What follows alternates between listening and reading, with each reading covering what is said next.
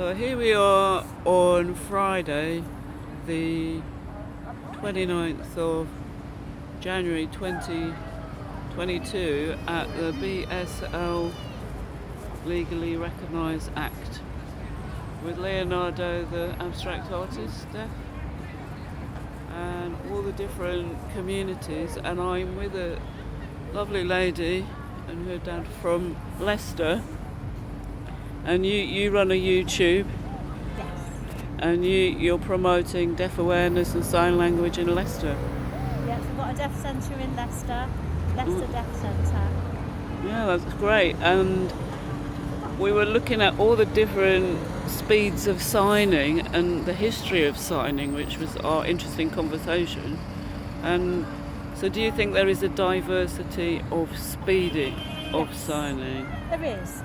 Like with language acquisition and with the English language, you have people who are more proficient and more knowledgeable in the language, which means they can use English at a higher level. And then you've got people who are more at grassroots level. So there is a diversity amongst deaf people in terms of language and how they use it. And I feel that the young people of today, they can sign super fast. Yeah, there is a I've difference noticed. in speed. Yes, definitely.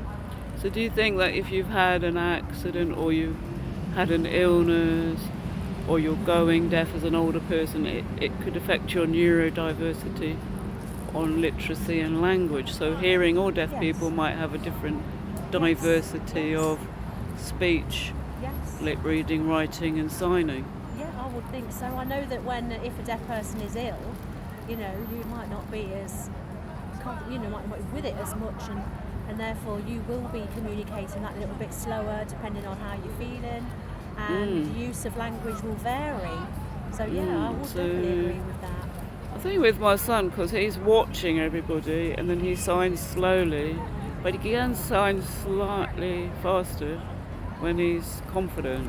Yes. So do you think again, is confidence something? I think confidence is something, because I think, if you don't know somebody, or you don't know the situation, or you don't know the context, I think you might not be as able to communicate as well in that situation. And sometimes you might just be quiet and reserved in those situations. That can happen. And it's how to bring that person out of their shell. And I think over time you might, or bring the person, not necessarily the shell, but bring them to help them feel confident. You build up that relationship over time, and trust. I think trust is key in communication.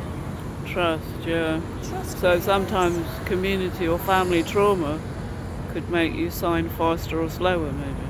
Yeah, I think if you're anxious or you're worried, I think you can sign faster. So there's sort of this. It can be emotive. Yeah, it's all very interesting, isn't it? So the diversity of where sign language moved forward and how it moves now, but it's very good what they're doing today, isn't it? It is. But then you've got the intergeneration, haven't you? You've got how people signed in days of old, the type of signs they would use. They used to fingerspell. I mean, and when do you think it was, why was it banned at one point, do you think? The Milan Convention in Italy, the hearing professionals of the day decided that they knew what was better, and it was banned across the world. And what year was that, do you think? It was 18 something. Goodness, so it's a big day today that people are saying that signing. It's been a battle all this time. So we're praying and hoping and signing for a revolutionary moment in history where sign language is once again acknowledged legally not just tokenistically. Not just tokenistically or glory hunting. What did you say? These people that glory hunt? Very good word, that, isn't it? And so we've got groups from all over the country outside Parliament signing and zooming and going out on See Here we had, and different TV networks.